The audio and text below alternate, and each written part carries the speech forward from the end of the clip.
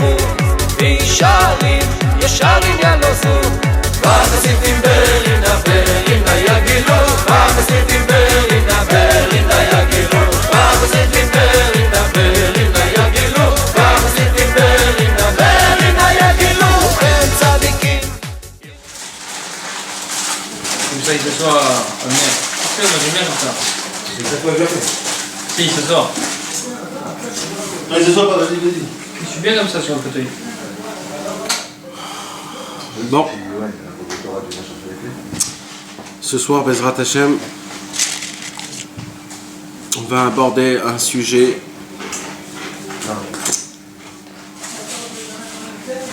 qui est hyper important.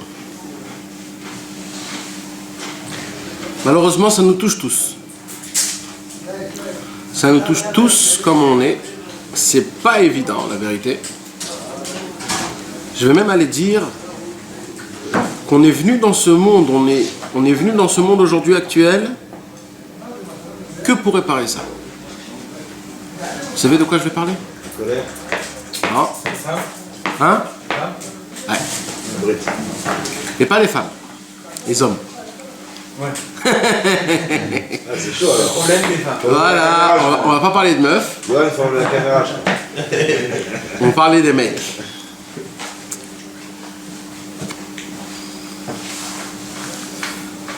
Et parce que Bémet, on m'a fait la remarque, les gens qui regardent dans le site les vidéos,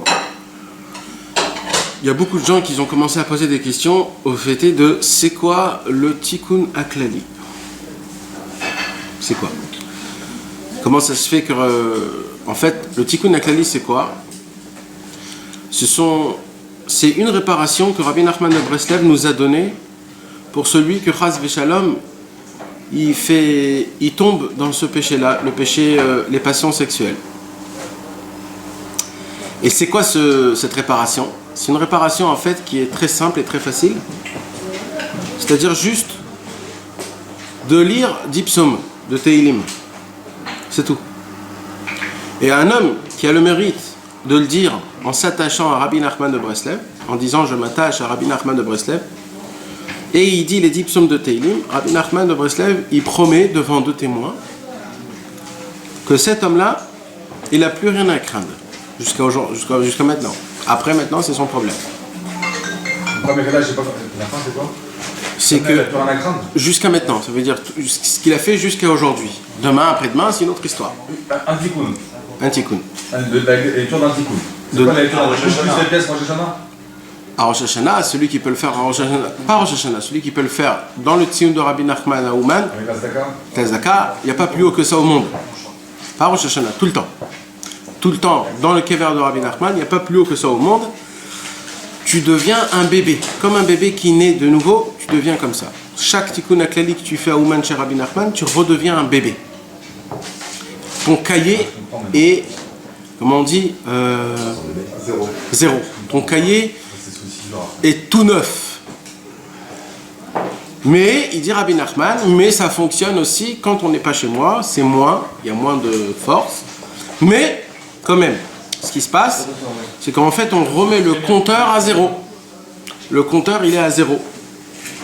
C'est-à-dire dans le ciel, et c'est sûr que, très important de savoir, c'est en lisant le Tikkun Aklali, mais il faut que le Tikkun Aklali, il faut que la personne puisse essayer de prendre sur soi-même, de ne plus recommencer. Ça, c'est la condition. Ça veut dire qu'il faut qu'il soit persuadé, au moins pendant cette minute-là qu'il est en train de dire.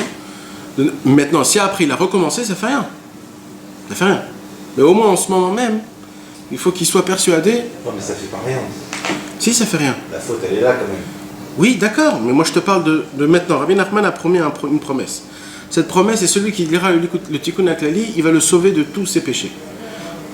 Quand un homme il est sincère avec soi-même et qu'il demande pardon à Hachem, et que vraiment il est sincère, qu'est-ce qu'il fait Rabbi Nachman? Il va prier pour toi dans le ciel pour te changer ton cahier, te prendre un nouveau cahier, ton cahier il est clair et net. Maintenant, après toi, Chas Veshalom, t'es tombé, t'as fait un péché, ok. Mais ça remet pas en question tout ce que t'as fait. T'as compris? C'est vrai que ton péché il est là, mais ça ne remet pas en question. C'est-à-dire, on ne va pas dire dans le ciel, ah mais tu as fait promis que tu ne refais plus. C'est pas comme les hommes. Ta promesse, nous, Akadosh Baruch Hu, il a de la pitié, il a de la miséricorde. Cette pitié et cette miséricorde, ça fait aussi, si tu retombes des centaines de milliards de fois et qu'à chaque fois tu redemandes pardon, Hachem il te pardonne. La mikveh aussi, non, le jour même. Hein? Mais dans le jour même. Ah, il faut la mikveh aussi le jour même, non? C'est bien encore, c'est encore mieux. C'est pas pour le minyan, c'est vraiment le tikkun. Ouais. Rabbeinu, il a dit, la première chose c'est le mikvé. Moi, c'est ça, le Première chose c'est le mikvé. S'il n'y a pas de mikvé, ça fait rien. Mais il faut savoir que c'est la première chose. Mais là, on est en train de parler sur le tikkun haklali tel quel. Mais avant ça, il faut qu'on parle sur le vrai problème. C'est quoi le vrai problème? Le vrai problème, c'est que Akadosh Baruch Hu nous a donné, Baruch Hashem, grâce à Dieu, 248 membres et 365 veines. Ces 248 membres et ces 365 membres et 65 veines, ils ne sont pas pour rien. Il y a exactement en équivalence dans toute la Torah 248 mitzvahs qu'on doit accomplir, et contre les 365 membres, veines, on a 365 mitzvot que Akadosh Baruch Hu nous a interdit de faire. Vous imaginez comment ça marche? Ça veut dire qu'en vérité, les 613 mitzvot, en vérité, ils sont en fonction de notre corps, de nos membres et de nos veines. Comment le sang il circule dans le corps, comment il fonctionne, etc. etc. Akadosh Baruch Hu, il a fait ça exprès. Pourquoi? Parce qu'il y a une mitzvah à chaque membre et chaque veine de notre corps. Chacun est équivalent à ce qu'on fait. Nous, ce qu'on doit faire, c'est de construire cet homme-là. Chacun, il a un homme dans le ciel. Et cet homme-là, il a besoin d'avoir un corps avec des membres, avec du sang, avec des veines, avec tout ce qu'il faut. Comment on construit cet homme-là? En appliquant tous les 613 mitzvot. Quand un homme il a appliqué les 613 mitzvot, il a créé sa personnalité dans le ciel. Tant qu'il n'a pas accompli les 613 mitzvot, il n'a pas créé sa personnalité dans le ciel. Il a créé peut-être un pied ou des bras. Et quand tu fais des péchés, est-ce que c'est un mitzvot que tu fais et s'efface? C'est pas qu'il s'efface, c'est qu'il commence à devenir malade. Ils sont pas bien, ils tiennent pas le coup. Des claques. Et dans le ciel, la main est paralysée, par exemple. Quand tu as accompli la mitzvah, tu as créé le membre. Il n'y a pas de problème. Mais quand tu fais un péché avec le membre que tu fais, à cause de ça, ce membre, il commence à recevoir des coups. Il devient paralysé dans le ciel. De la personnalité que tu représentes dans le ciel. Pour le monde, pour après. Pour après, Bezrat Hashem. Et c'est aussi ce qui se passe aujourd'hui. Il y a aussi un lien aujourd'hui. Il y a un lien, tu as un lien avec ça. Il y a un lien spécial. On va parler de ce lien plus tard. Mais est-ce que vous avez compris, les gars, comment ça se passe? Ça s'appelle en hébreu Komat Adam. Komat Adam, c'est une postérieure. C'est pas Adam Kadmon? Non, ça c'est quelque chose d'autre complètement. Et ce qui se passe, c'est que quand un homme, malheureusement, il n'a pas accompli ces 613 mitzvot, il doit revenir en réincarnation pour compléter cette personnalité dans le ciel. C'est comme ça. Sous plusieurs formes. Sur plusieurs formes. Mais tu es obligé à la fin du compte d'accomplir les 613 mitzvot pour créer cette personnalité dans le ciel. C'est toi, ça veut dire. Que tu puisses avoir une présentation dans le ciel. Que c'est toi en fait, c'est toi, tu te crées toi-même dans le ciel. Tant qu'un homme il n'a pas accompli ces choses-là, il ne peut pas être dans le ciel. Il n'a aucune existence dans le ciel. Donc en vérité, on crée notre existence par rapport aux mitzvot qu'on fait dans ce monde-ci.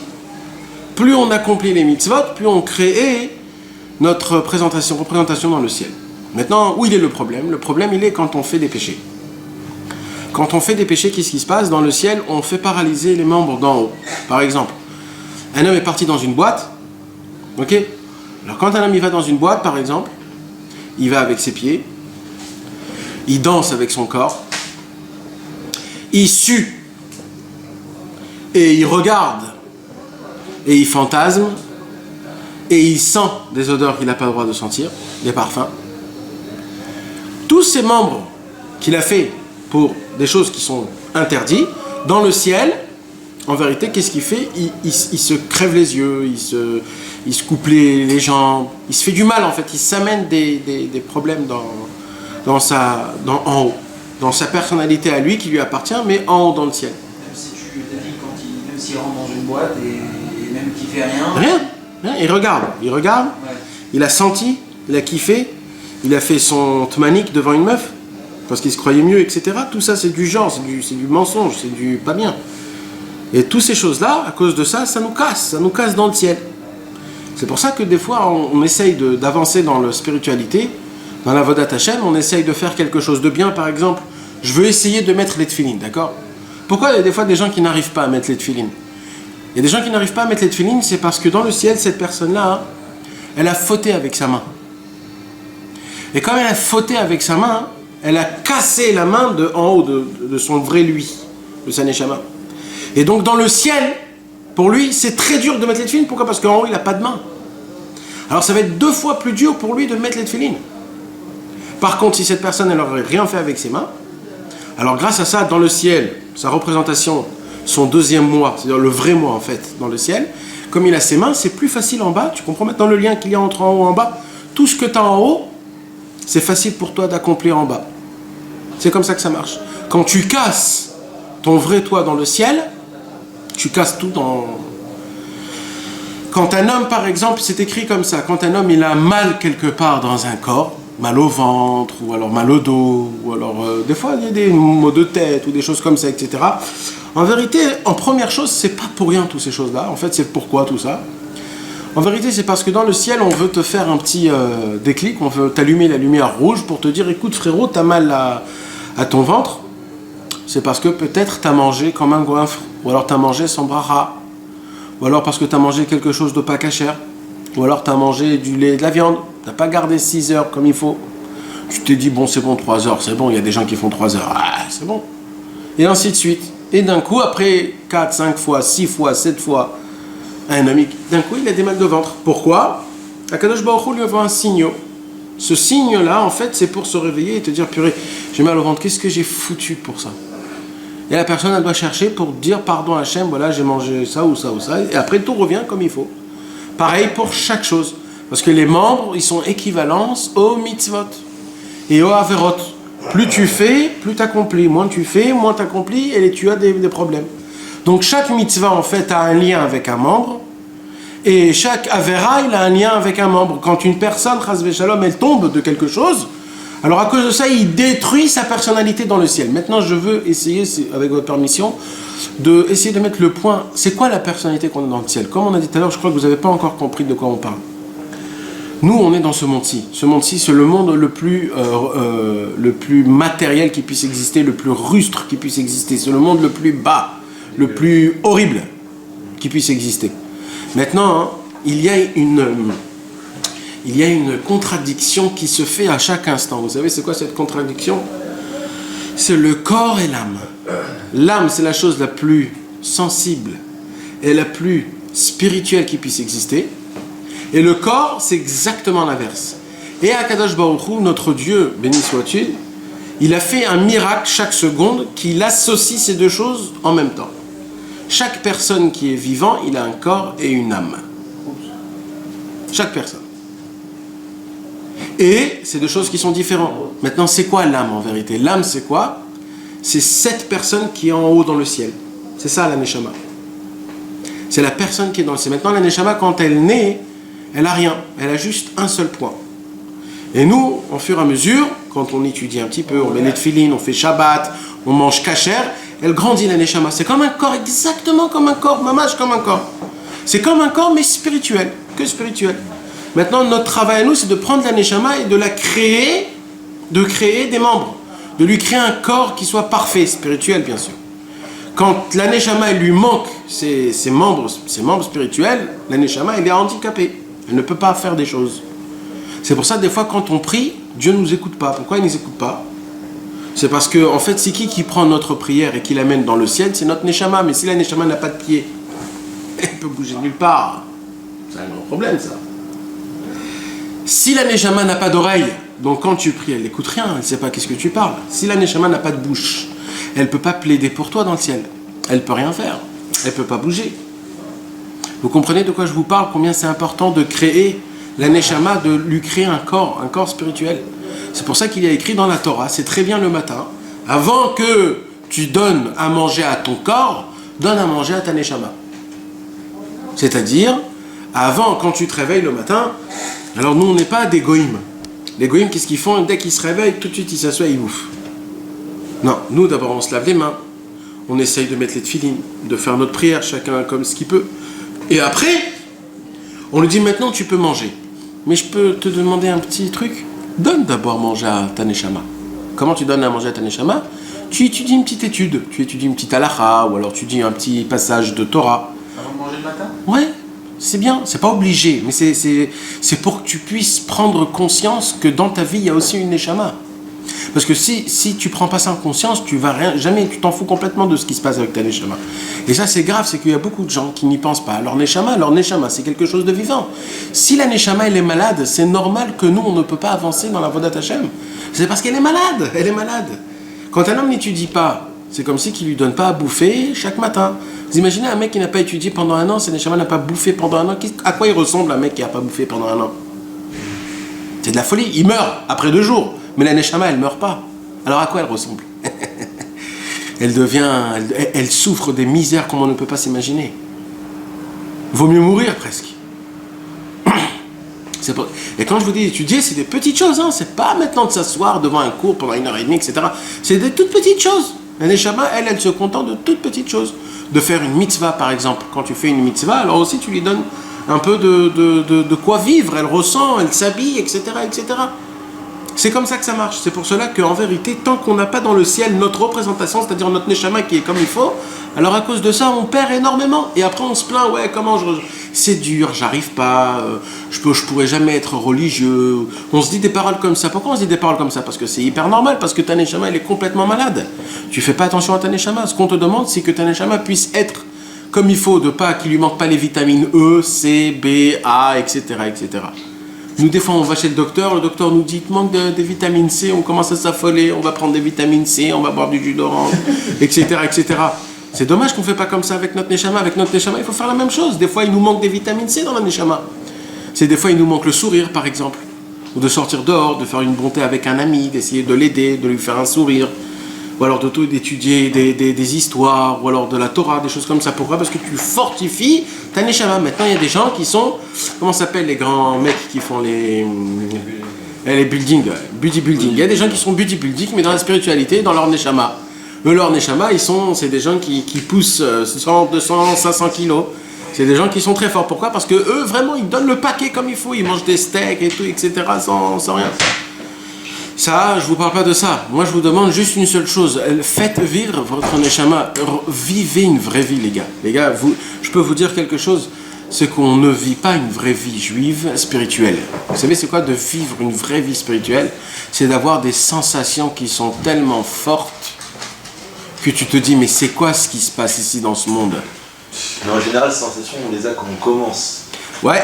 Ça, j'ai expliqué aussi pourquoi. Et après, c'est dur de les retrouver. Non, parce que quand tu commences, c'est Dieu qui te les donne gratos. Ouais, et après, il te les reprend. Exactement, c'est le crédit qu'on a. Exact. C'est pour te faire goûter, pour te dire, écoute frérot, jusqu'à où tu peux aller, regarde, tu vas goûter. Mais, après, quand on te les reprend, ça y est, tu commences à être malade. Ta Neshama, elle se met au lit, elle dit, oh, j'ai mal partout, dans tout mon corps, qu'est-ce qui m'arrive? Et tout ça à cause de quoi? On croit que c'est nous qu'on est tombé. T'es pas tombé, on t'a ramené là où tu étais. T'es pas tombé. On t'a ramené à ta place, voilà. T'habites, t'es un clochard. Maintenant, fais tout pour te remettre, pour te refaire. Tu dois te refaire complètement. Donc ça, c'est tous les péchés. Chaque péché, il a un membre. Et quand tu fais une faute, tu endommages ton membre spirituel, etc., etc., etc. Mais les gars, il y a un seul péché. Hein? Que quand Ras V'Shalom, on tombe dans ce péché-là, tu touches tout ton corps. Les sommes. Tout ton corps.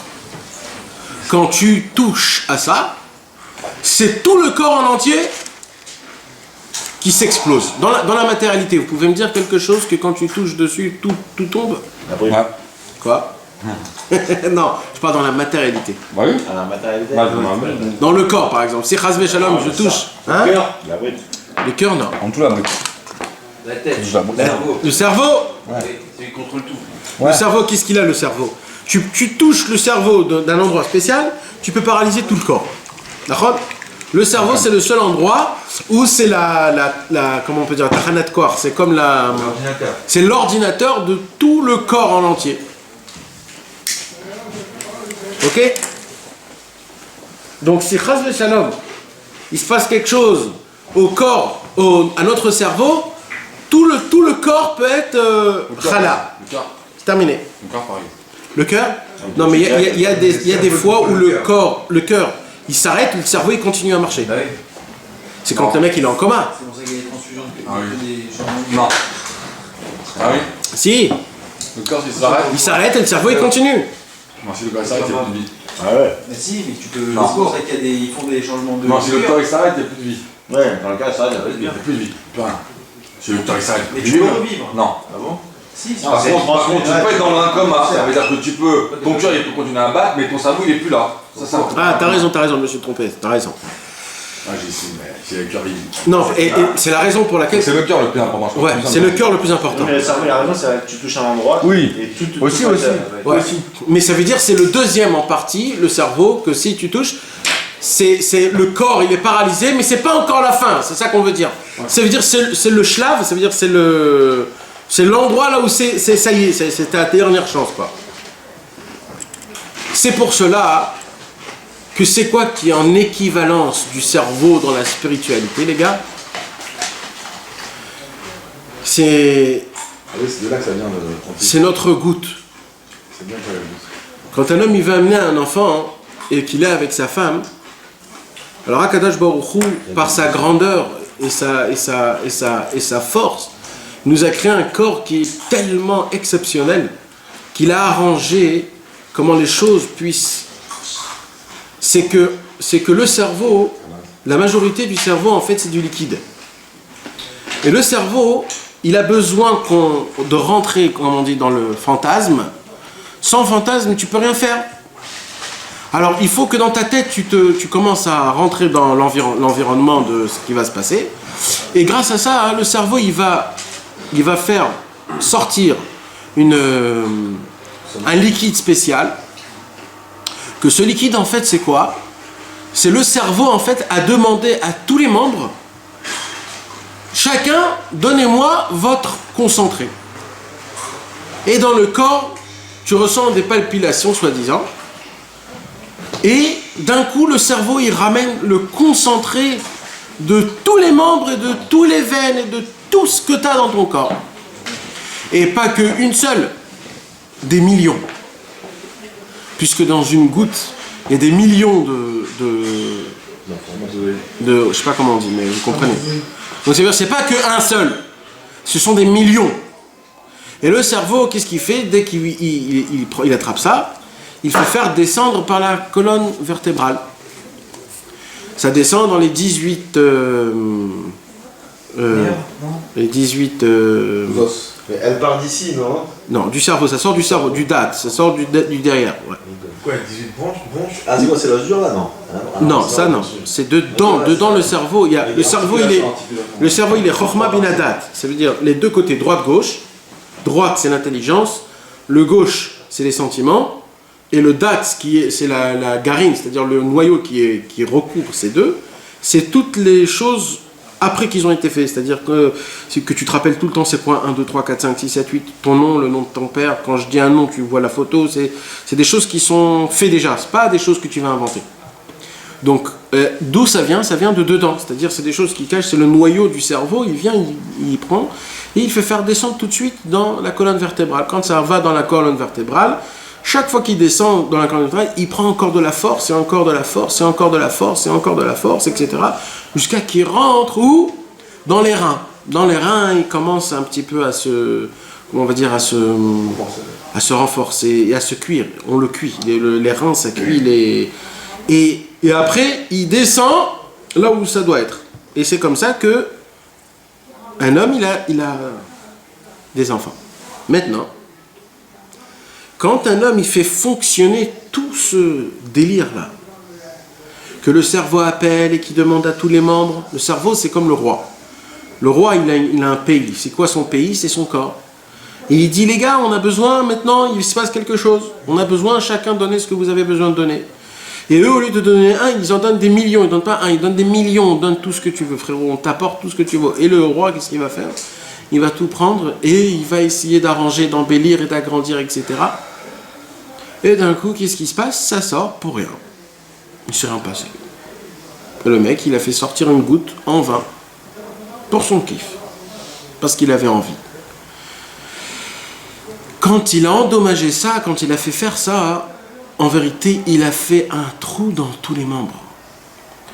Il a fait une explosion dans tous les membres. C'est pour cela que tous les tzadikim, depuis tout début, ils ont dit que quand un homme il tombe dans ça, il n'y a aucune réparation à ça. Il n'y a aucune réparation à ça. Pourquoi? Parce que si par exemple quelqu'un il a mangé quelque chose sans bracha ou quelque chose de pas caché, alors quand il a fait rentrer ça dans son ventre, alors il y a une réparation pour son ventre. C'est quoi? C'est d'essayer par exemple de manger moins, ou alors de manger comme il faut, avec de la cache-roue, doucement, pas comme un goinfre, de se contenir comme il faut, pas de se conduire comme un animal. Il y a des solutions, mais quand tu endommages tout le corps en même temps, tu peux pas tout arranger en une, tu peux pas. C'est comme par exemple, vous savez, quand des fois il y a des malades, ok, il y a des malades, ils sont malades, ils ont par exemple quelque chose de grave. Alors, les docteurs, ils ont une force de maintenir le corps pour que le corps ne lâche pas. Mais au moment où le corps en entier il lâche, le docteur il peut plus rien faire, c'est le corps qui a lâché. Tu peux plus rien faire. Là, les gars, on lâche le corps. Le corps, il dit arrête, c'est fini. C'est pour cela que le pgam, c'est-à-dire l'endommagement et le plus grand endommagement qu'il y a, ça commence d'abord par le cerveau. Parce que tout commence par là. C'est le cerveau qu'on endommage le cerveau. C'est pour ça qu'il y a écrit qu'un homme, s'il n'a pas des mauvaises pensées, il ne peut pas tomber. Il ne peut pas. C'est quoi le problème? Le problème, c'est qu'il a des mauvaises pensées. Et qu'il les renforce, ces mauvaises pensées. Il les renforce, il les renforce, il les renforce. Et ça commence par quoi? Par ses yeux. D'abord, il voit. Il fait rentrer quelque chose dans ses yeux, il fait rentrer des photos dans sa tête, et il les embellit, il les embellit, il les embellit. Et un homme comme ça, peut-être qu'il va se dire, ouais, c'est juste pour comme ça, pour penser, mais je vais rien faire. Et qu'est-ce qui se passe? Au moment où tu penses, c'est terminé, c'est foutu. Quand tu as des mauvaises pensées, c'est terminé. Ne dis jamais, tu pourras pas, parce que ça n'existe pas. Il n'y a jamais eu aucun homme dans le monde qui n'a pas gardé ses yeux ou qui n'a pas entendu. C'est là que ça vient Béchogeg. Béchogeg. Ça veut dire involontairement. C'est même de là, ça veut dire que même quand tu veux pas, tu fais quand même. Tu fais quand même ça sans que tu le veuilles. C'est ça qui c'est de là qu'on te dit, c'est là que tu comprends que même la pensée, la pensée déjà c'est fini déjà. Parce que c'est de là que ça vient, c'est-à-dire que même si tu veux pas faire mal avec tes mains, tu fais quand même. Ça c'est. Mais c'est aussi les pensées du vécu aussi. Tiens. Je me disais ce qu'il avait fait à Rabbeinu quand quelqu'un est venu taper à sa porte. Quand quelqu'un est venu taper à sa porte pour les mauvaises pensées, il faisait du bruit dans la maison, il ne laissait pas entrer, il ouvrait la porte, les pensées c'est pareil, il ne faut pas les laisser entrer. Et ça, c'est ce qu'il a dit, c'est des souvenirs, peut-être même si tu peux avoir fait tchouva ou t'essayes de exact. Ça reste, c'est pour ça qu'il faut prier pour que même les souvenirs. Non, c'est pour ça qu'on dit qu'il n'y a pas de tchouva dessus. C'est parce qu'au moment où c'est rentré dans ta tête, c'est gravé. Ça c'est le date, ça c'est le date. C'est le date. Oui, mais... C'est pour ça qu'Adam Arjan, on dit qu'il a connu Ravar, donc la connaissance c'est le date avant son date. Ouais, Vayada, Adam et travail. C'est ça, c'est un tout élément de là. On va dire, on est en nous, c'est en nous ça, on est en nous déjà, depuis nous, avant qu'on naisse déjà. Ouais. Oui, mais Hachem, il sait qu'on vit dans une époque où on vit avec le péché. Qui est autour de nous 24-24. Dans le monde dans lequel on vit. Oui. Donc, sans même le vouloir, tu le vois. Ah, que ce soit à la plage, que ce soit dans la rue. Non, mais après, les religieux, ils vont pas à la plage, ils vont pas. Oui, mais non, il faut les gens qui sont moins. Les gens qui sont moins. Ouais, non, mais il y a quand même des volumes quand même. Ça veut dire, chacun dans son niveau là où il est, il y a des fois où le mec il se dit je me lâche. Ouais. Tu comprends? C'est de ça que je parle. Ouais, Chacun, il doit se garder comme il sait soi-même.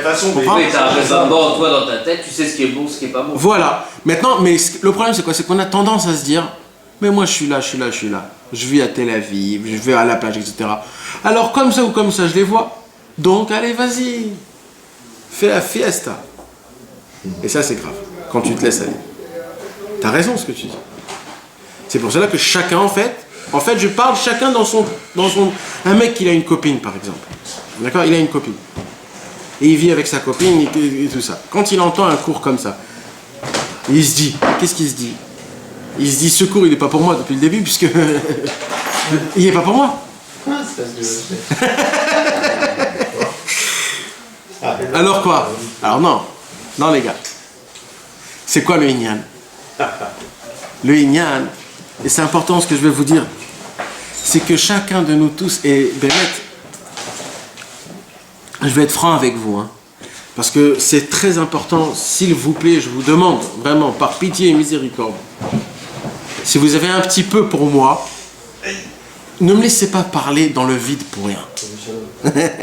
Ça veut dire, c'est sûr qu'il y a des choses qu'on se dit dans la tête, malheureusement, ce péché, je le fais maintenant, ne va pas me gâcher ma vie, je t'en supplie, ne me gâche pas ma vie. Alors tout ce que moi je vais vous dire ce soir, c'est équivalent à tout le monde pour tous les cas. Maintenant, je ne vais pas vous dire d'arrêter du demain, ça y est, terminé, je ne vais pas dire ça, parce que ça, c'est chacun son truc. On ne peut pas arrêter du jour au lendemain, on ne peut pas, c'est impossible. Mais il y a des fois des choses, il y a des fois des péchés, c'est-à-dire, ne fais pas de calcul, c'est quoi un péché petit, c'est quoi un péché grand. Ne fais jamais ce calcul, on a parlé de ça des heures. Ne faites pas ce calcul, ouais, comme si je fais ça, alors je vais faire ça. Ne faites jamais ça. Vous ne savez pas qu'est-ce qui est grand, qu'est-ce qui est petit, vous ne savez pas. Alors, les petits péchés, au moins, gardez-vous de ça. Vous comprenez de ce que je vous dis? C'est comme par exemple,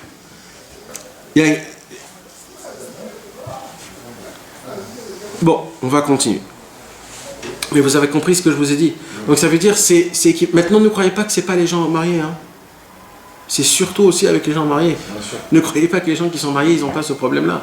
Même dans le mariage, même avec leur femme, il y a aussi des choses où, Chazvé Shalom, il se passe qu'un homme, il peut perdre pour rien des gouttes. Et même que c'est avec sa femme. Et les gens, ils croient, ouais, mais c'est avec ma femme. Ben non, les gars. Non. On n'a pas le droit de perdre aussi. Avec même notre femme, on n'a pas le droit. On a le droit jamais. Juste pour faire des enfants? Non. Que pour faire des enfants? Non. Non, du plaisir à ta femme. Tu peux Hein? faire que à Oui. l'intérieur. Du plaisir à ta femme, mais à l'intérieur, pas à l'extérieur. C'est ça. Oui, c'est normal. Non, c'est pas normal. C'est pas normal. Oui, t'as raison. Tu comprends? Il y a des gens que pour eux, c'est un choc. Quoi? Eh ouais. C'est ça le problème. Mais maintenant, ce qu'il se passe, il y a des exemples des fois, il y a ce qu'on appelle, comme ce qu'on a dit tout à l'heure, le fait est que les tzadikim, ils sont venus dans le monde et qu'ils ont dit que quand un homme il tombe dans ça, il n'a pas de réparation. Tu ne peux pas réparer. Pourquoi? Parce que cette goutte-là, normalement, devait être un bébé. Et qu'est-ce qui s'est passé avec cette goutte-là? Tu l'as jetée en vain. Maintenant, elle est où? Je ne sais pas où. Donc ce bébé est mort. Il n'est plus ce bébé. C'est comme si on prend un bébé et qu'on le tue. On peut ramener ce bébé à la vie? On ne peut pas ramener à la vie. Donc il n'y a plus de tchouva dessus. Je vais aller encore plus que ça. Et écoutez bien ce que je vais vous dire. Écoutez bien ce que je vais vous dire. Le Harizal nous a dévoilé quelque chose d'exceptionnel. Le Harizal nous a dévoilé que dans chaque goutte, on crée une neshama dans le ciel.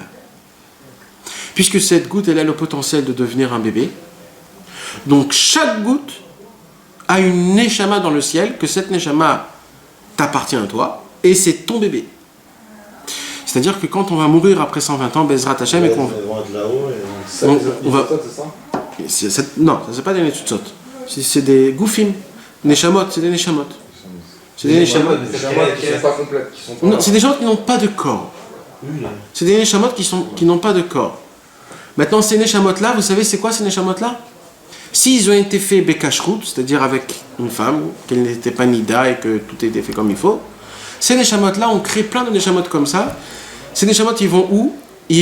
C'est des gens qui se sont convertis, qui reçoivent cette neshama-là. Qui se sont convertis? Ouais. Quoi? Quelqu'un qui est converti, il n'avait pas de neshama avant. Ouais. Quand il se convertit, il a une nouvelle neshama. Mais le pauvre, même avec la conversion, il a une neshama comme ça, un peu bancale. Non, il est très bien cette neshama. Oui, non. Je parle quand un homme il était avec sa femme des cacheroutes comme il faut, etc. Bien. Ces neshamot-là, et c'est ça qu'il a dit à Avram Avinu. Il a écrit que Avram, nous on apprend ça d'Avram Avinu. Le pauvre Avram Avinu n'avait pas d'enfant pendant des années. Il n'avait pas d'enfant. Et qu'est-ce qu'il a écrit? Il a écrit que dans Rashi qu'il a fait plein de guérim, plein de convertis. Et le Rashi, qu'est-ce qu'il dit dessus? Il dit que comment il les a fait, c'est ça. C'est avec toutes les fois qu'il est allé avec sa femme, il crée des neshamot et c'était ça qui ramenait les gens à la conversion. Et là, le sens contraire, vraiment les Attends. Les autres. Tu comprends donc de quoi on parle? Ou alors un Baal Tchouva. Il y a des fois des Baal Tchouva, des gens qui étaient juifs, mais malheureusement, ils ont sali leur neshama comme on ne peut pas comprendre. Eux, ils ont besoin d'une nouvelle neshama parce qu'ils peuvent pas commencer depuis le départ. Ils sont tellement nazes. Alors eux, ils reçoivent une neshama aussi de ça. Quand ils font tchouva. C'est des neshamot qui sont très importantes. C'est des neshamot qui sont bien. Ça, c'est dans le bien. Mais vous savez ce qui se passe dans le mal? C'est bon. Dans le mal, les gars.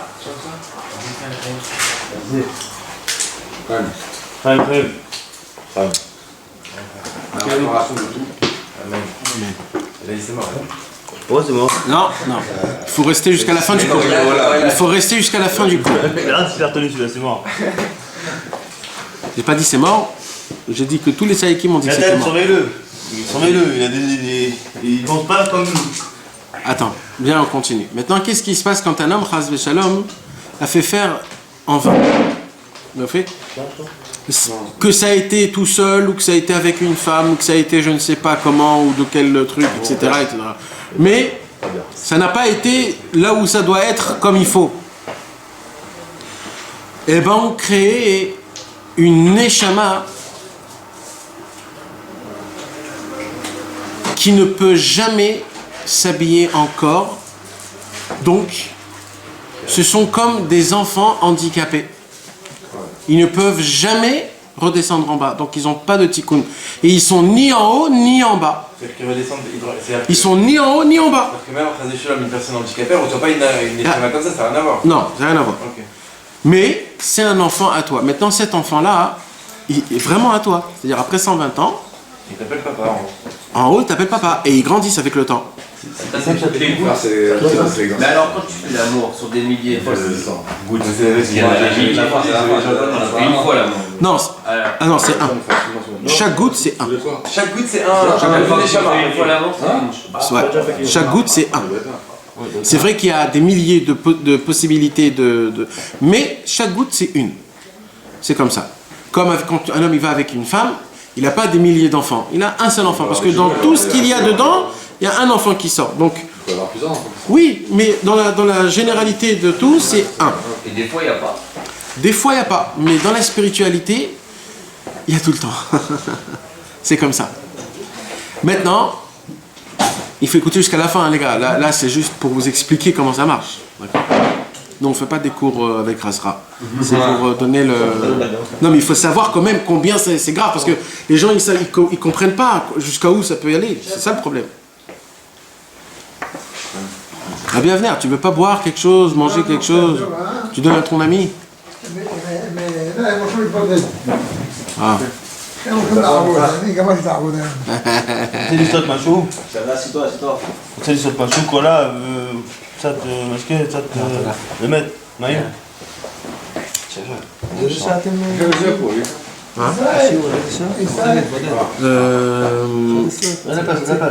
עכשיו 10:30, משהו כזה, 11:30, משהו כזה.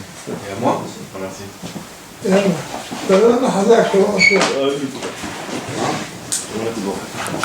בקיצור, אתם הולכים לתקן את תל אביב עכשיו. בקיצור, ce qui se passe les gars, c'est que malheureusement donc on a des centaines d'enfants, Chas v'Shalom, que Dieu nous en préserve.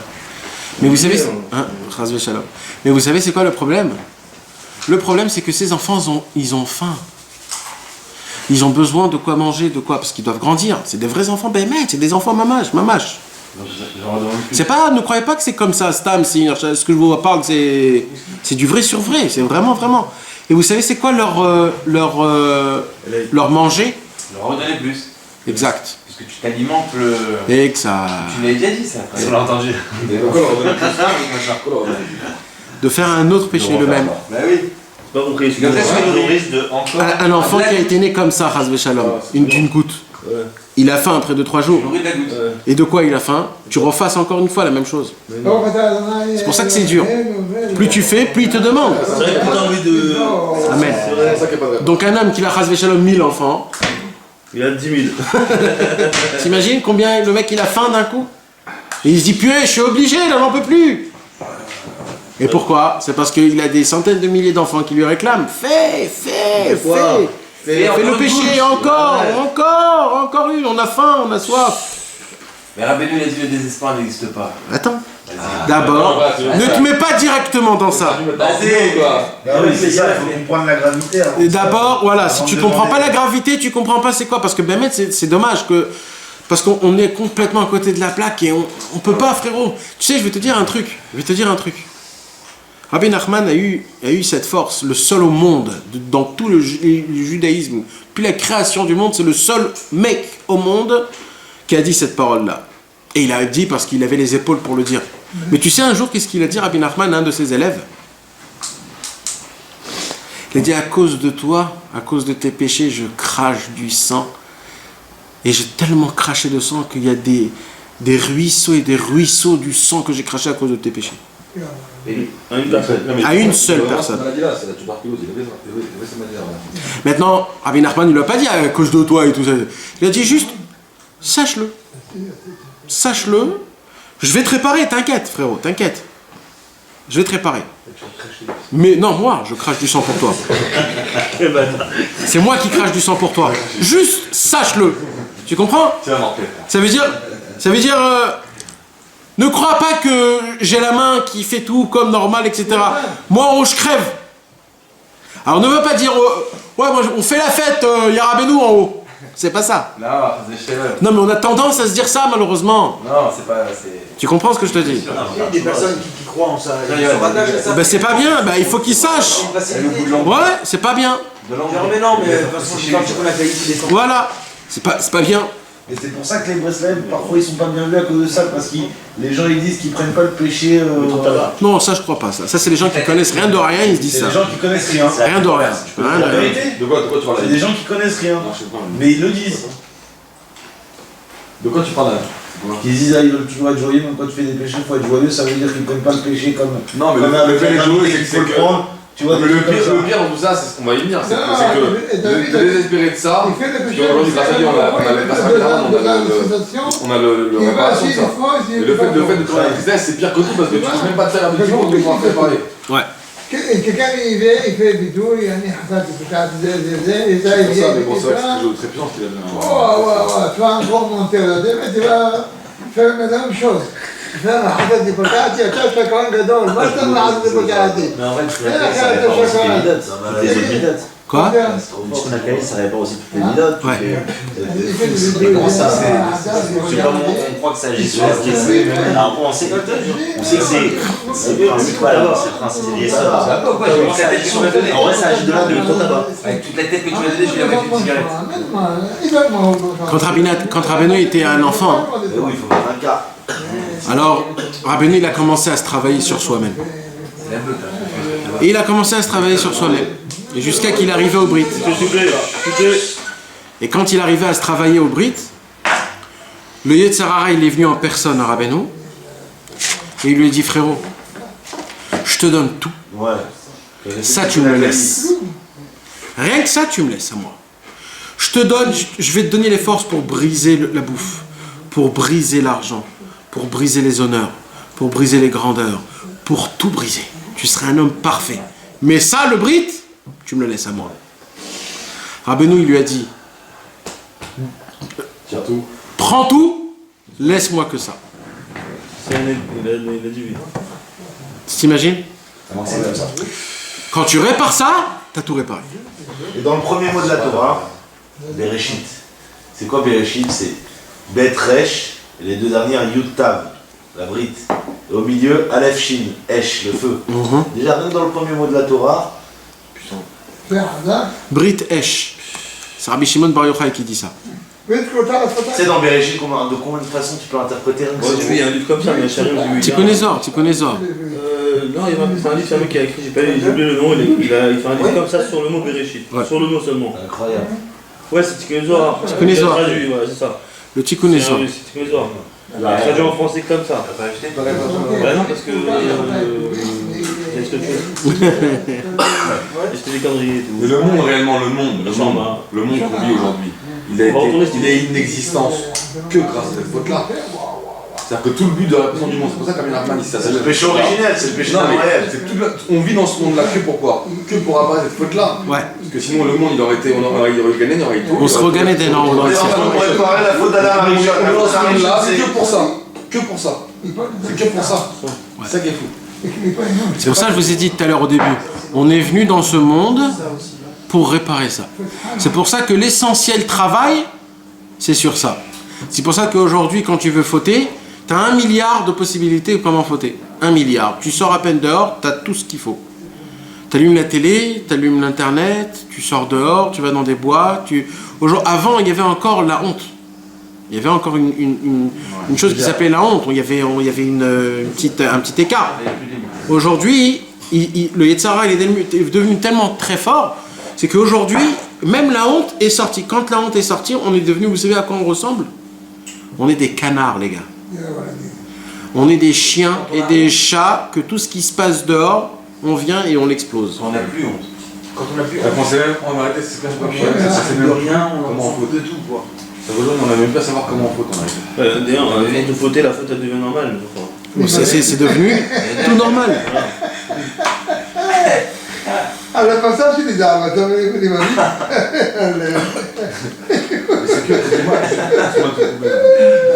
C'est que la pensée qui a ça ou c'est la parole? Ça commence. C'est tout ce qui est la brute. Ça commence par les yeux. Ah, ça commence par ça. Ça élimine tout vient par les yeux. Et après, c'est l'odeur. Il y a les yeux, beaucoup de choses. Non, c'est très simple comment ça marche. Je vais t'expliquer comment ça marche. En quoi l'odeur? Un parfum d'une femme. Si tu fermes les yeux, c'est pas toi qui l'as parfumé, c'est pas mal. Ouais, non, mais tu prends un plaisir et un désir de son parfum. Mais c'est pas de ta faute. Non, mais c'est-à-dire, tu peux. Alors comment tu bouges le nez? Non, mais tu vas pas proche. je vais t'expliquer quelque chose. Tu t'es pas censé savoir qu'elle n'existe pas. Je vais t'expliquer. C'est pour ça que tu fais pas la bise. Par exemple. Je vais t'expliquer comment ça marche. C'est comme les yeux. Il y a regarder, je sais pas comment dire en français. Regardez. En hébreu, il y a, voilà.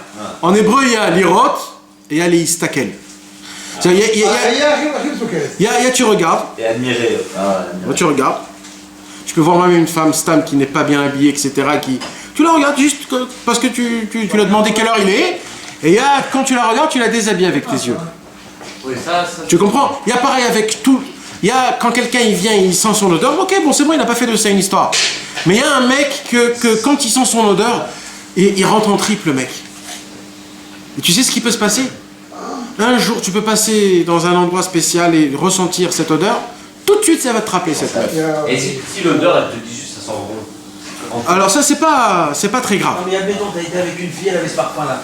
Tu croises une autre fille qui a le même parfum, tu vas te rappeler ce qui s'est passé avec l'autre fille. Maintenant, tu sais que... Juste te rappeler l'autre. Alors, c'est ça ce que je veux t'expliquer. C'est que dans le cerveau... T'es mal placé si tu penses, c'est juste l'odeur que tu... Mais non, mais tu vas te repasser tout ce que t'as fait avec elle par exemple. Donc là, t'es avec deux meufs. Tu vas dire ah elle, et après tu vas dire le film que t'as fait avec elle. Et je vais vous dire encore quelque chose, les amis. Comment tu t'appelles? Stéphane. Je vais t'expliquer quelque chose. On a dit que le péché, la goutte, elle commence à sortir du cerveau. Pourquoi, dans ce péché-là, d'avoir des mauvaises pensées, c'est déjà un péché, puisque j'ai rien fait.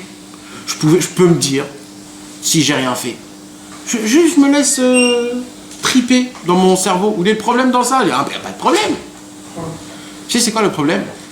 c'est que pour que le cerveau puisse dégager ce qu'il doit dégager en gouttes, ça commence d'abord par le cerveau, par des pensées pour se triper. Donc quand le mec, juste il pense à ça, le cerveau fonctionne comme si que maintenant il va commencer. Donc tout de suite, ça c'est déjà... Ça fait sortir le problème. Excuse-moi, j'ai pas compris. Regarde, je répète. Incroyable. Toi, non, parce qu'il n'était pas là quand on a expliqué ça. La goutte, elle se forme à la première pensée. La goutte, comment elle commence, la goutte? C'est pas, on l'a pas en bas, la goutte. La goutte, elle est dans le cerveau. Donc, comment elle commence? C'est quand un homme, il commence à rentrer dans l'environnement de quelqu'un, qui s'assoit à côté d'elle, etc. Et qui commence. Donc, le cerveau, il commence à se mettre en matzav milchama. Ça veut dire le mec, il se met... voilà, c'est maintenant que ça commence. Et le cerveau, il commence à appeler, il demande à tout le corps, amenez-moi le concentré de tous les membres. Et tous les membres emmènent ce concentré au cerveau. Le cerveau le prend, le manigance, le fait faire descendre par la colonne vertébrale, ça va dans les reins, et dans les reins, ça va là-bas. Ah ouais, j'ai des frissons, c'est vous, là. Bien sûr. Donc, le problème commence où? Au moment où tu as une mauvaise pensée, le cerveau, il croit qu'il va se passer quelque chose. Il sait pas que toi, tu veux juste te fantasmer. Ouais. Le cerveau, lui, il comprend que ça doit se passer. Donc, il suffit d'une mauvaise pensée que, bam, ça fait déjà le problème. Voilà. Et tu sais qu'est-ce qu'il y a écrit? Stéphane, je vais te dire un grand chidouche, il y a des gens qui ne savent pas ça. Il y avait des grands tzadikim comme le Or HaChaim HaKadosh. Vous avez entendu parler du Or HaChaim HaKadosh? Le Or HaChaim HaKadosh, c'était un grand tzadik il y a 200 ans. C'était le Mashiach Ben Yosef. C'était le Mashiach Ben Yosef. Non, c'était lui Memash. Le Mamash. Il avait ce potentiel. Laquelle? C'était Mashiach Ben Yosef, c'était la Nefesh de David. Il s'appelle Od Yosef Rai, c'est pas qu'on dit Od Yosef Rai? Non, c'est pas lui. C'est le Rachaim ou Od Non. Et le Baal Shem Tov, c'était Mashiach Ben David. Il fallait que le Baal Shem Tov rencontre le Or HaChaim HaKadosh pour amener le Mashiach. Qu'est-ce qu'il a fait le Baal Shem Tov? Il habitait en Ukraine, le Or HaChaim HaKadosh, il habitait en Israël. Il a pris le bateau. S'ils sont des écrits. Ouais. Et quand il a pris le bateau...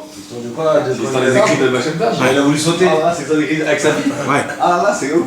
Et il a pris le bateau. Quand il a pris le bateau, le Yetzer Hara, il a dit, là, c'est foutu pour moi. Là, ces deux grandes lumières, s'ils se voient, c'est fini. Terminé. Et le Baal Shem Tov, il est rentré dans le bateau, il a été avec sa fille et celui qui s'occupe de lui, etc.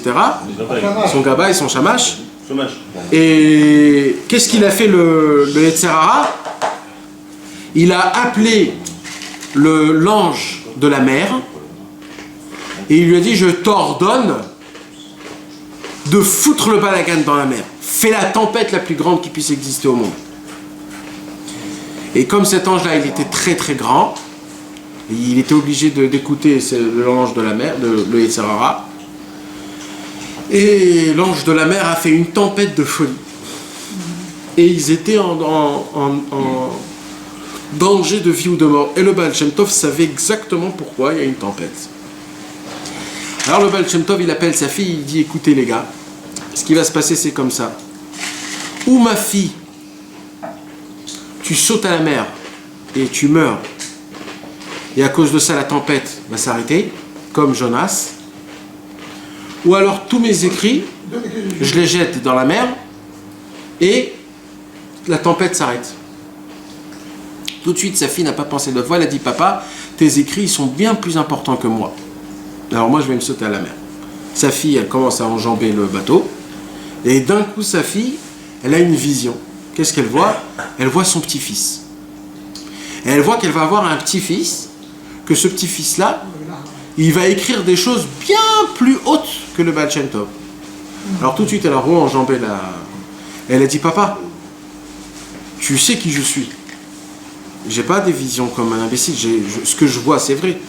Eh bien, j'ai vu que mon petit-fils, il va écrire des écrits qui sont bien plus élevés que les tiens. Donc moi, je crois que jette tes écrits et tout va bien se passer. Et c'est ce qu'il a fait le Baal Shem Tov. Le Baal Shem Tov a jeté ses écrits et la mer s'est arrêtée. Et le problème, c'est que avec la tempête, ils savaient plus où ils étaient. Et ils sont arrivés dans une île où il y avait des cannibales. Et qu'est-ce qui les a pris tout de suite? C'est les cannibales. Tout de suite, ont pris le Baal Shem Tov, ils ont pris sa fille, ils ont pris ça. Ils ont attaché sur un tronc de truc, ils ont commencé à allumer le feu pour les bouffer. Waouh. Et là, le chamash, il commence à crier, il dit Baal Shem Tov, réveille-toi là, je suis habitué que toi tu bouges le ciel et la terre, que tu fais des miracles comme rien du tout. Mais fais quelque chose là, manie-toi. Et le Baal Shem Tov, il dit, je ne sais pas pourquoi, mais j'ai plus rien dans ma tête. Je me rappelle plus de rien du tout, rien du tout. Et son chamash lui dit, mais oh, ma petite, t'es obligé de faire quelque chose. Alors, le Baal Shem Tov dit, frérot, je ne sais rien du tout. Toi, tu sais quelque chose? Il lui dit, moi je sais que Aleph Bet. Alors il dit, dis, et moi je répète après toi. Et son chamash dit, Aleph. Et le Baal Shem Tov il dit, Aleph. Bet, Gimel, Dalet, et petit à petit, le Baal Shem Tov, il s'est rappelé de tout. Il a dit un nom, et il s'est retrouvé chez lui à la maison. Avec sa famille et sa fille. Et il a dit, le Yetzer Hara a gagné. J'ai pas pu voir le Or HaChaim Akadosh. Mais je vais laisser ça à mon petit-fils. C'était qui son petit-fils? Rabbi Nachman de Breslev. Mon arrière-petit-fils. Pourquoi il se souvenait plus? Parce qu'il était quand tu es en danger ou en problème, tu perds tout ce que tu as dans ta tête. Quand Transvesham il se part quelque chose de truc, tu n'as plus rien. Le choc, c'est ça ce qui s'est passé malheureusement. Même les tzadikim, ils ont ça. C'est pour ça que Rabbi Nachman, lui, il a eu le mérite de venir en Israël, ce qu'avant ils n'arrivaient pas à le faire. Parce que c'était compliqué. Quelqu'un qui a dû faire. C'est moi qui t'a fait. Ça, c'est le truc terrible. Ton chamash poche. Maintenant, pourquoi je vous ai raconté cette histoire? Parce que le Or HaChaim Akadosh, à chaque fois qu'il faisait pipi, il se trempait au mikvé. Même lui, il était attaché. Il était? Même lui, il était סגור באור חיים, אותו סגור בדור, לא? אחרי הסרטים. לא, לא נראה לי שזה הוא. כן, בן משה שלקחו אותו. כן? והוא היה בטח, זה על ה... הוא כתב את זה לחוץ, הוא כתב 40... נכון. נכון, צודק. יפה, נכון. לא, מה יש לך בגדלה? נכון. אז אמרו, גילו לו בשם לעבד משם, אמרו לו, כשנרדח אז קלו לי, שחררו אותו. הוא הסביר. כשנרדח שהוא קלו שם, אם תוציאו אותו, אז יש לך בגדלה. תגיד לו, Le Or HaChaim Akadosh, il avait le même problème. écoute, merci. Le Or HaChaim Akadosh, c'était un homme qui était vraiment on l'appelle le Or HaChaim Akadosh, c'est dit, c'est la lumière de la vie sainte, on l'appelle, comme ça on l'appelle. Il s'appelait Rabbi Chaim Ben Attar. Ben Attar? Ben Chaim Ben Attar. D'où il vient d'où lui? Du Maroc. Ah ouais?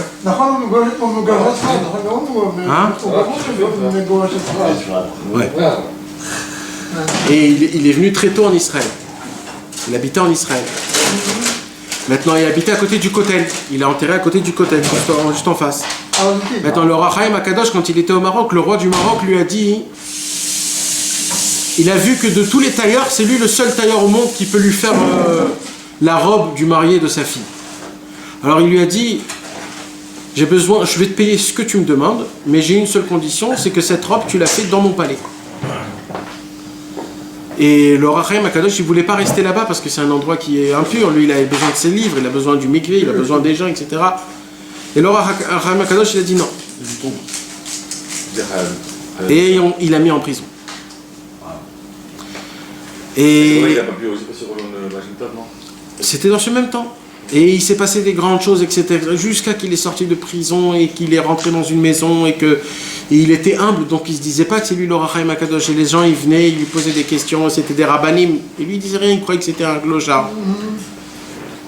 Et jusqu'à qu'ils l'ont mis encore une fois dans une autre prison et qu'il est resté là-bas tout Shabbat. Et Motzei Shabbat, le grand tzaddik, il voit que dans le ciel, le Guéhinom ne peut pas s'ouvrir.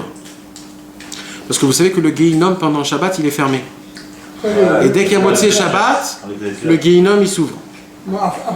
Et ce tzaddik-là qu'il a mis en prison, le Or HaChaim, qui ne savait pas que c'était le Or HaChaim, il voit que le ciel, il est en train de brûler. Et il dit, qu'est-ce qui se passe? Pourquoi le Guéhinom, il ne s'ouvre pas? Bon, on lui a dévoilé dans le ciel, c'est parce que le Or HaChaim Akadosh, tu l'as mis dans sa prison. et qu'il n'a pas fait encore sorti Shabbat, tant qu'il ne fait pas sortir Shabbat, ils n'ouvrent pas le Guéhinam en haut. Ça n'a rien à voir avec un Vapin Ben Ped et Ferrol. Si, ça. C'est ça. Tant qu'il n'a pas dit ça, dans le ciel, le Guéhinam, il est fermé. Ah ouais, et il a dit, si c'est ça le grand sadique, alors vite, je vais lui demander pardon, il a fait sortir, il a demandé pardon. Donc vous comprenez, c'était qui le Rachaim Akadosh? Après, il est parti en Israël. Le Rachaim Akadosh, à chaque fois qu'il allait faire pipi, il se trempait au mikvé. Et pourquoi il se trempait au mikvé? Parce qu'il a dévoilé comme ça. Chaque pensée, pas bien, mauvaise, elle crée une goutte.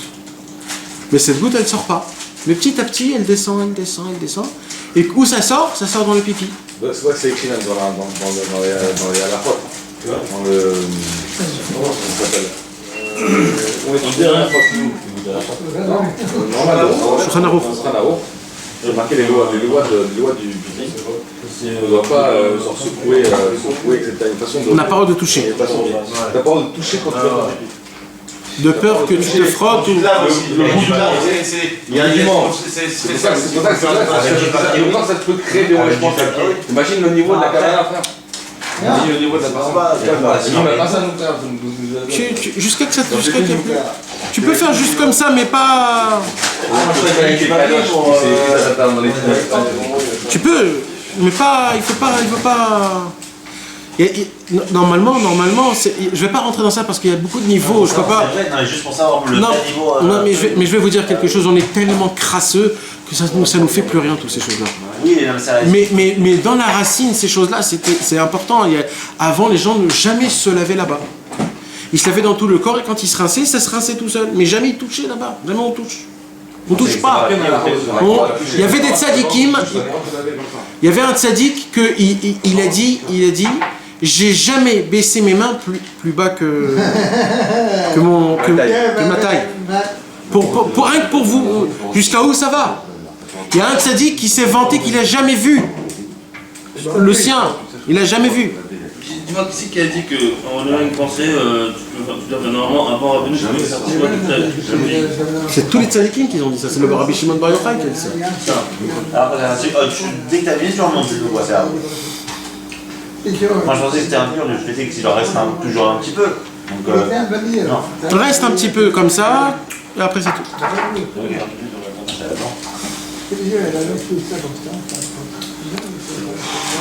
Donc imaginez-vous jusqu'à où ça va. C'est pour ça que même la pensée l'endommage quelque chose, que ça sort quelque part. C'est-à-dire quand un homme il va...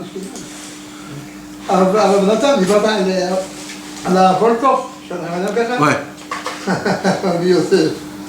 Maintenant, pour arriver au but, les gars. Malheureusement, on vit dans une...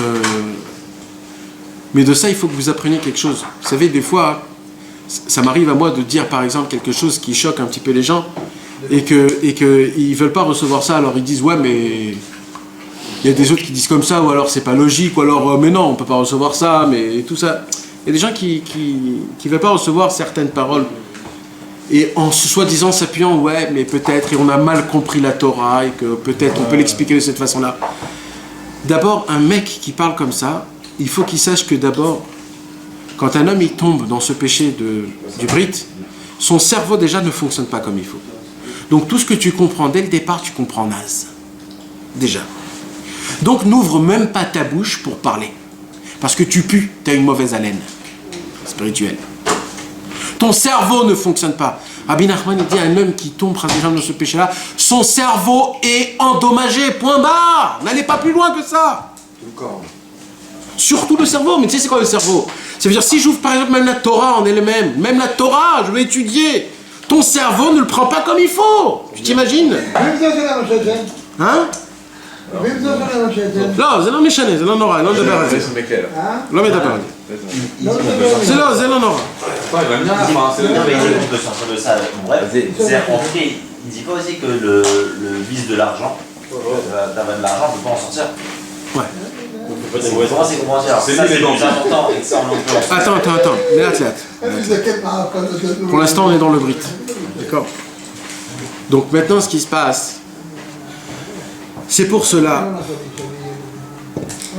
que Rabbi Nachman de Breslev a découvert qu'une personne une personne qui est tombée dans ça, toute la Torah qu'il peut étudier, il la déforme.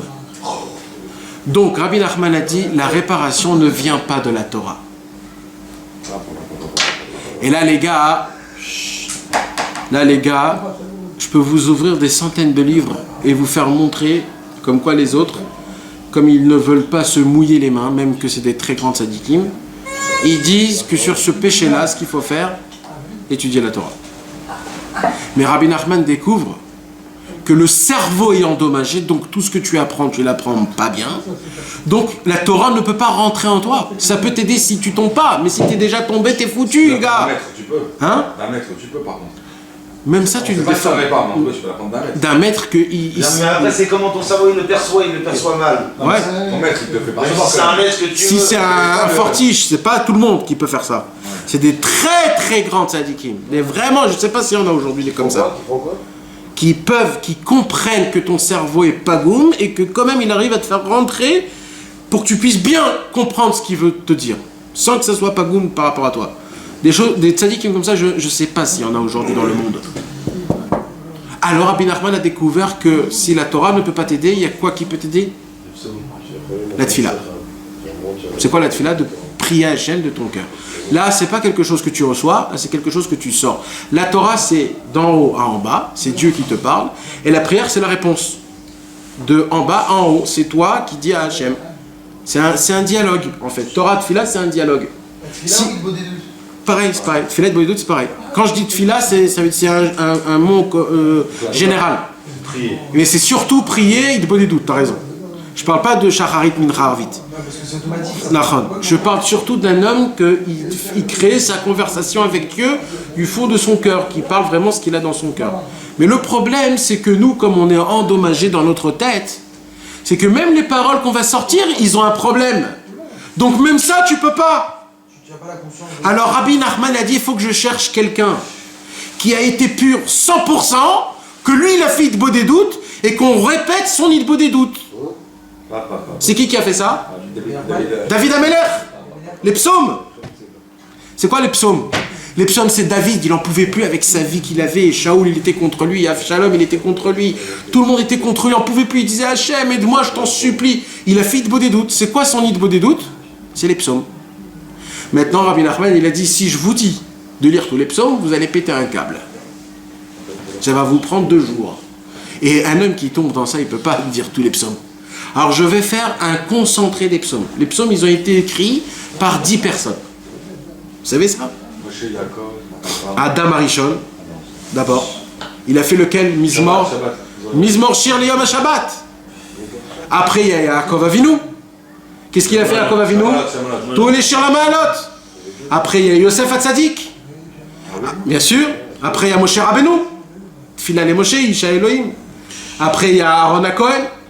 Après, il y a les 3 enfants de Korach, Mizmor la Asaf, Asaf, Livnei Korach. C'est dans le Ouais, Livnei Korach, les enfants de Korach. Et ainsi de suite, tous ces 10. Donc, le psaume est... Mizmor le Shabbat, il n'est pas dans les Tikkun HaKlali. Non. Le psaume d'Adam Arishon. Non, mais c'est juste pour vous expliquer que les psaumes, ils sont composés de 10 sortes de mélodies. Oui, ça oui. Et qu'est-ce qu'il a fait Rabbi Nachman? Il a dit, je vais prendre les 10 les plus forts des Tehillim, les 10 psaumes qui sont le concentré, parce que la goutte c'est un concentré. Alors j'ai besoin d'un concentré. Donc je vais concentrer le Tehillim, parce que le Tehillim en lui-même tu peux pas, puisque ta goutte c'est un concentré, c'est pas ton corps. Donc il faut que je concentre le Tikkun HaKlali. Donc je vais prendre les 10 psaumes, c'est-à-dire les 10, parce que c'est 10 critères les psaumes. C'est Ashrei, Bracha, Maskil, Shir, Nitzor, Nigun, Tfila, Oda'a, Mizmor, Alléluia. Donc je vais prendre ces 10 paroles de louange que David Ameler a loué, et de ça je vais créer un concentré du Tikkun HaKlali, que quand tu lis ce Tikkun HaKlali, c'est comme si que David Ameler, il disait son Hitbo des doutes, et ça c'est la réparation pour le gamme du Brit. Vous comprenez les gars, jusqu'à où on est parti? Et c'est que ça qui peut réparer, rien d'autre. Et de là, on apprend c'est quoi la grandeur. Et je vais vous dire quelque chose. Il a dit Rabbi Nachman comme ça. avant moi, il y avait des très grands tzadikim qui savaient ça. Ils ont commencé déjà à le faire. Par exemple, le Shla. Vous avez entendu parler du Shla Kadosh? Le Shla Kadosh, lui, il savait qu'il y en a 10. Mais il ne savait pas lesquels. Ouais. Alors, il écrit dans son livre, il écrit. Ouais. Il y a 10 psaumes et c'est peut-être cela. Il y a, par exemple, Rabbi Chaim Pinto. Rabbi Chaim Pinto, il savait qu'il y en avait 10, mais il n'en connaissait que un des 10, par exemple. Il connaissait le psaume Tfila le Moshe. Rabbi Shimon Bar Yochai aussi. Rabbi Shimon Bar Yochai, non, Rabbi Shimon Bar Yochai, il a dit il n'y a pas de réparation à ça. Ah bon? Dans Parashat Vayechi, dans le Zohar, il a dit un homme qui est tombé dans ça, il n'y a pas de réparation à ça. Et Rabbi Nachman, il a dit personne au monde comprend ce qu'il a dit, il n'y a que moi qui a compris ce qu'il a dit. Ça veut dire que. Il a dit pour lui, non, ouais, je ne sais pas. Maintenant, il y avait plein de tzadikim comme ça qu'ils ont dévoilé. Un, il a dit un psaume, mais à chaque fois que ça s'est passé, ce tzadik mourait. Et Rabbi Nachman, ça lui a pris 4 ans. 4 ans pour découvrir c'est quoi les 10 et de ne pas mourir après, bien qu'il est mort après 2 ans. Dès qu'il a dévoilé le Tikkun HaKlali, il est mort.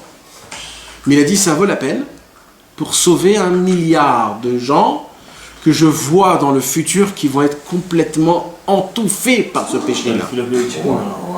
C'est pour cela, mes amis, si Chas Veshalom vous tombez, au moins de dire le Tikkun HaKlali après, même si vous savez que vous allez retomber avec la même meuf. De le dire, qu'est-ce que vous vous en foutez? Faites pas ce calcul, faites le calcul juste qu'au moins ce péché je vais l'enlever. Il a moins de force, il a moins de force. Vous comprenez? Je viens pas vous dire que jetez votre copine ou alors parce que ça je peux pas vous dire, c'est chacun il fait ce qu'il veut. Moi je suis pas, chacun il fait ce qu'il veut. Mais au moins un petit conseil, c'est que si Rabbi Nachman a donné sa vie pour dévoiler 10 psaumes qui sont tellement énormes, c'est le concentré de tout, c'est le Litbodedut de David Ameler. C'est la façon de comment il appelle. Et lui, c'était un homme qui était pur comme jamais on l'a vu. Au moins de lire ça. Maintenant, Rabbi Nachman, il dit, et puisque tout dépend du Brit, tout dépend de ça, il a dit que cette réparation que je vous ai donnée, le Tikkun HaKlali, ça répare pas que le Brit. Il dit Rabbi Nachman, ça va rentrer dans les endroits les plus noirs dans ta vie. Et même ça va les réparer. Toutes les choses, les orgueils, les problèmes, tout, en lisant le Tikkun HaKlali. C'est pour cela, mes amis, ça prend 5 minutes, 10 minutes. Le Tikkun HaKlali, tous les jours. En phonétique, tu veux dire? Ou en français? Non. Ouais, mais non, moi j'ai entendu Rami Fred, 80% ouais, mais non, je vais dire en hébreu. Nathan, si on comprend pas, c'est mal, ça va venir avec le temps. C'est nazi, la langue simple. Avec la chaîne, parce que quand on parle en hébreu, parfois on a les mots, tu vois. Ouais, le lien en français, le lien en hébreu, le lien en français. תיתן את המודד לתיקון הכללי, ואז כשתכנס לבית משפט, השופט שהולכים לבית תגיד, בשקט, נו מה, ככה תגיד, ואתה תראה שתזדקל. אבל משק חיפאי, ממלח קריסטל, מסומם וזה, אבל מה הוא עושה בו לזה סיפורים? שמע, הוא בן אדם מסתפק לסיפור בעצמו.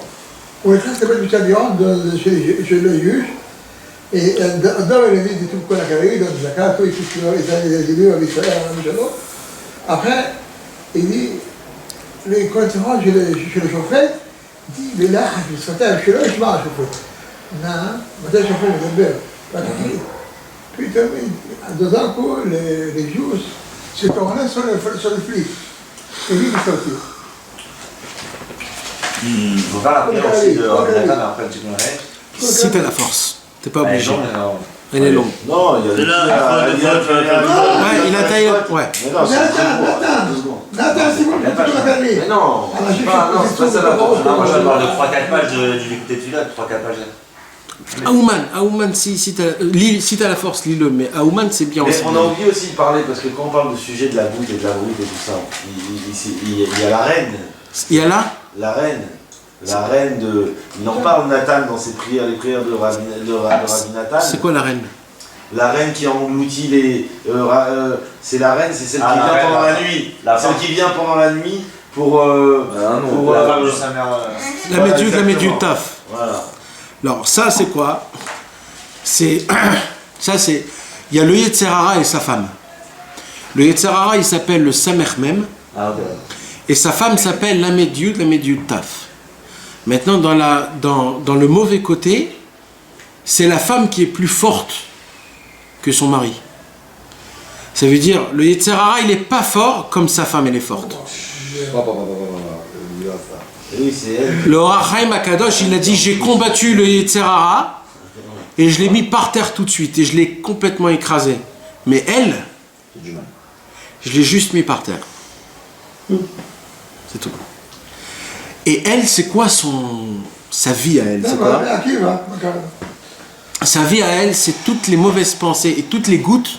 C'est elle qui prend les gouttes. Il y a même écrit que elle est, quand un homme il est avec sa femme, elle vient dans les draps et elle attend quelque chose qu'elle peut prendre tout de suite.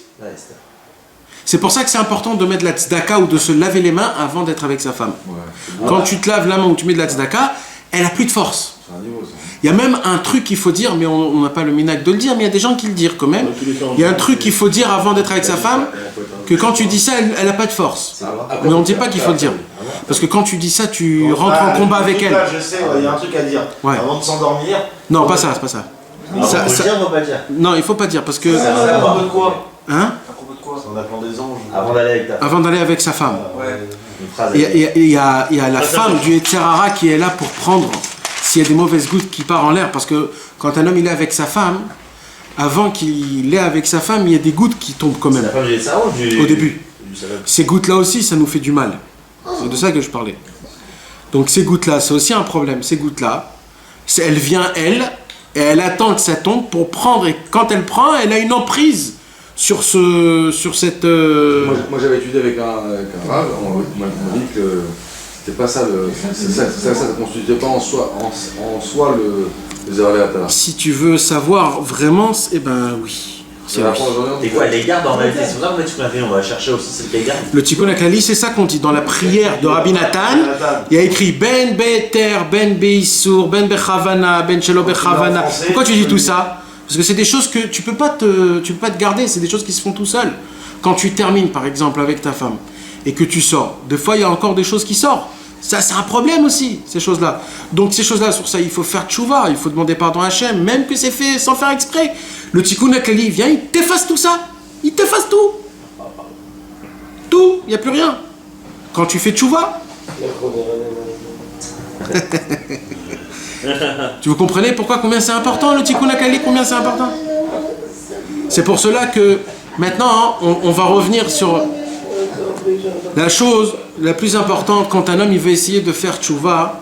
C'est de ça que je parle. Des fois on n'a même pas envie et on se tente nous-mêmes. On se tente nous-mêmes. C'est-à-dire on peut mettre un film ou même lire un livre ou alors appeler un ami, sortir, je sais pas, quelque chose, tu peux. Mais pour rien, c'est pour rien, tu te tentes toi-même, tu rentres dans un désir, dans un plaisir, et vas-y, tu pars en sucette complètement. Et pour rien. Et ça, tu pouvais pas le faire, t'étais pas tenté. Alors pourquoi tu t'es mis toi-même dans ça? Pourquoi? Quand t'es tenté, ok, bon, c'est bon, t'es tenté, qu'est-ce que tu veux que je fasse? Mais quand t'es pas tenté, pourquoi toi-même tu vas te faire du mal? C'est quand un mec, par exemple, il a rien à foutre, il se dit, bon, allez, je vais aller en boîte.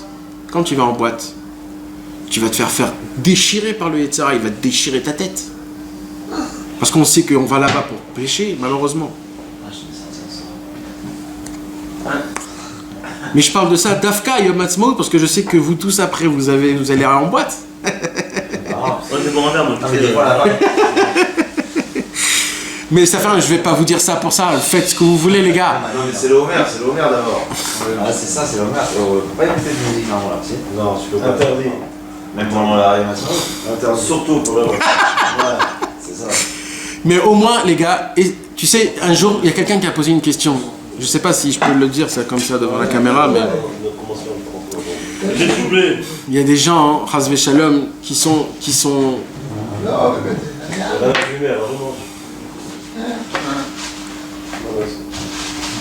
Hein? Est-ce que vous savez c'est quoi une tfila bekor? Tfila bekor, vous savez ce que c'est une tfila bekor? Une prière avec force. Tu peux me dire qu'est-ce que ça veut dire une prière avec force? Ça a de la force, ça? Quand tu pleures? La force. Ça a la force de persuasion, d'y croire. Une prière avec une force, c'est de dire les paroles avec toutes tes forces. Vraiment. Toutes tes forces. Chaque parole, tu le dis avec toutes tes forces. Il dit Rabbi Nachman, celui qui fait ça, il enlève toute la chaleur de son corps. Quand tu es chaud pour faire quelque chose de pas bien, et que tu mets toutes tes forces dans la prière, toute cette chaleur, elle va dans ces paroles-là, tu verras qu'après cette prière-là, tu es plus chaud. Un homme qui sent qu'il est... Il dit Shema Israël Hashem Elokeinu Hashem Echad, et il dit toutes ses forces. Rabbi Nachman, il dit que ce passouk en lui-même peut enlever tout ce que tu as envie. Et ça, on peut le dire n'importe quoi. Ouais. Avec l'amour sur la main. Avec... Sans rien. Dis-le comme ça. Non, fais-le comme tu as envie, comme tu le sens. Ferme tes yeux et dis-le Shema Israël de toutes tes forces. On n'est pas obligé. J'avais entendu, moi, maintenant, tu sais, on entend plein de choses, que s'il fallait le faire 2 fois par jour maximum. Ouais. Non, minimum. Minimum. Quand tu te réveilles et quand tu vas aller dormir. Ouais. Non, mais il y a Arvit aussi. On dit à Moussa. Il y a Arvit et il y a le schéma avant de dormir. Non, oui, non. 4 fois. Il y a plus que 4 fois. Il y a le matin, l'Ektoret, le Shema d'Ektoret et le Shema de Shema. Après, il y a Arvit quand tu fais Shema Israël. Et il y a le Shema Israël de quand tu vas aller t'endormir. C'est la nuit aussi, tu peux le faire Arvit avant le... Nahon. Donc le minimum c'est 2 fois. Mais celui quand tu te réveilles, parce qu'il y en a, pas quand tu te réveilles, mais au début de la tefila, juste les 2 phrases. Il y a la même force que quand tu lis tout entier. Il est très important. Parce que c'est juste 2 phrases en défense à tefila. Là, j'ai une parenthèse que tu répètes là. Très beau le Shema Israël avant le Zman dans vos cœurs. Ouais. Monsieur, vous savez ce qu'il y a écrit, les gars? Il y a écrit que celui qui veut enlever. Il y a écrit que celui qui veut enlever ces bébés-là qu'on a, les enlever, c'est en faisant le Shema sur le lit avant de dormir. Kriyat Shema Shalamita. Il dit le Zohar qu'il y a une possibilité que si tu le fais avec une grande concentration, de tuer avec un seul Kriyat Shema Shalamita 1125 bébés. D'accord. 1125. Oui. Non mais c'est quand même beaucoup. Mais il faut le faire habiller. Hein. Mais il faut le faire habiller.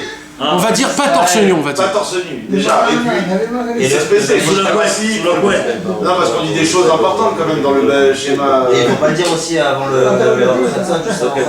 Et après, une fois que tu as fait la bracha à ma pile, tu peux plus parler. Ouais, mais moi je dis pas à ma pile, je dis pas le nom d'Hachem. Ah, par contre, on fait pas la bracha entre les deux. Il y a le nom d'Hachem aussi plusieurs fois, faut le dire ou pas? Non, mais à la fin aussi tu dis pas. Le début. Moi je dis pas dans les brachot, mais je le dis. Voilà, ça tu peux. Au milieu, je peux le dire. Ouais. Mais pourquoi on dit pas le nom de Dieu? Pour pouvoir parler après. Oui, mais il y a un moment à la fin, quand tu veux plus parler, il faut le dire. Non, tu dis Baou Ramapil, au lieu de dire le nom d'Hachem Baou Rata, tu dis Baou Ramapil. Oui, mais après, Baou Rameir. Mais après, une fois que tu vas dormir et que tu veux plus parler, tu dois le dire, je pense. Non. Non, tu vas pas le dire. Le Rav Ovadia, il a dit que comme nous, on sait pas quand on va dormir. Tu vas avec ta femme après, tout ça. Voilà. Non, ça, il faut le faire après, ça. D'abord, tu es avec ta femme et après, tu fais Kriyat Shema Shalamita. Comme ça, il fait un jour Narouk. Il y a un livre là qui s'appelle le Tikkun HaKlali. Tout le monde sait c'est quoi ce livre. Ok. Mais ce qu'il y a de spécial dans ce livre, c'est quelque chose que jusqu'aujourd'hui il n'existe pas et c'est la première fois au monde qu'il apparaît dans ce livre. Il y a quelque chose de spécial dans ce livre. Ouais. Que c'est la première fois au monde. Attends 2 secondes, avant. D'abord. Attends, laisse la déballe. C'est le trailer avant le film.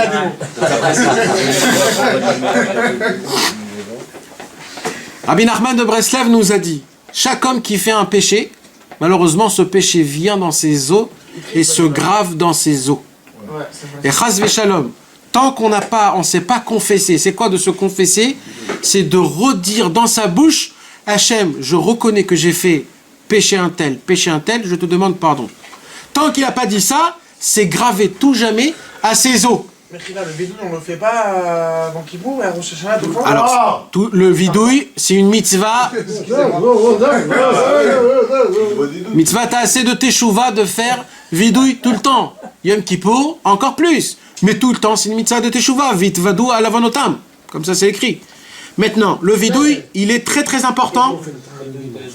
Oui, mais encore une fois, mes amis, il y a, dans tout ce qu'il y a écrit là-bas, je ne sais pas s'il y a une seule chose d'abord que tu sais ce que ça veut dire. Deuxièmement, que tu l'as fait.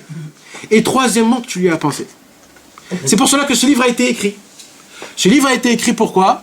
Parce qu'il mentionne, c'est le Chida. Le Chida à la Vachalom. Rabbi Chaim Yosef David Azoulay. Exactement. Le Chida, il a écrit un vidouille spécial pour des gens comme nous. Il a mentionné un maximum de péchés qu'on fait tous à la longueur de l'année, malheureusement. Et si on... c'est bon, on va laisser ça dedans. D'accord? Alors, vous allez voir, hein, mes amis, que en français. Ah, c'est que en français? Que en français. Il n'y a pas que des classiques. Je ne peux pas le lire, ça. Parce que je sais que les péchés, on le sait. Ouais, on le sait, mais il faut le dire. On le sait. pas lire, là ça t'englobe tout. Non, mais là on le sait, donc tu vas nous le redire, on sait très bien ce qu'on fait. Non, on ne sait pas ce qu'on fait. On ne sait pas ce qu'on fait. Quand tu vas lire ce qu'il a écrit ça, tu vas dire, purée, j'ai fait ça vraiment. Jamais j'aurais dû. Depuis la page 22, mes amis, ça commence le vidouille. C'est très bien de le faire à Ouman, c'est même recommandé, presque obligé de le faire à Ouman, devant la tombe de Rabbi Nachman. Mais c'est très très bien de le faire aussi entre soi-même, au moins de lire au moins un petit peu une fois, ou un petit peu chacun une fois, parce que c'est important de lire tout ce qu'il a écrit là. Pourquoi? Parce que s'il y a des péchés qu'il a écrit et que j'ai pas fait, ça se peut que dans l'autre Gilgoul, je l'ai fait et que je suis revenu rien que pour ça. Donc là, je mentionne tout, de A à Z. C'est le Chida qu'il a écrit. Et une fois qu'on a fait ça, on est pardonné. On a pardonné. Je m'en dirais. Écoutez, mes amis, ce petit fascicule coûte 10 shekels. Et ça me ferait plaisir. Combien ça coûte? 10 shekels. Ça me ferait plaisir que vous en preniez tous. Combien? Non, ça me fait plaisir que vous prenez tout et vous le distribuez à C'est avec le malade? Voilà. J'ai pas la force de le remettre dans la voiture. On compte combien à l'arbre? On s'en fout, on ne le ramène pas. Je sais pas, vas-y, que quelqu'un compte. Chacun en achète un maintenant. Deux pour sa femme, parce que sa femme aussi. La femme aussi, elle doit lire ça, bien sûr. Il y a marqué ce que le mec il fait, la femme fait. Combien on a? Il y en a 20 piles. C'est tout que 20? Là il en reste 20 là. Non, c'est à Moshe, c'est pas à moi, c'est à Moshe. Ok, mais je prends pour la Sina. Ok. À partir de la page. Alors prends, alors prenez, chacun prenez. Ah non, pardon. Il y en a